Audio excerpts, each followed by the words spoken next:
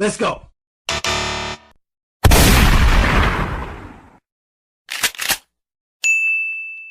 Help me. Help me.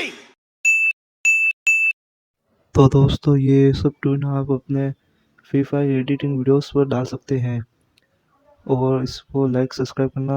आप editing में ये साउंड यूज़ कर सकते हैं, कोई कॉपीराइट स्ट्राइक नहीं आएगी और चैनल मोनेटाइज हो जाएगा। ओके गाइस, डाउनलोड करके अपने एडिटिंग शॉर्ट्स में एडिटिंग कर देना यूट्यूब की, ये साउंड आपके काम आएगा। लाइक करना और सब्सक्राइब कर देना, वीडियो पसंद आए तो शेयर कर देना गाइस। ओके।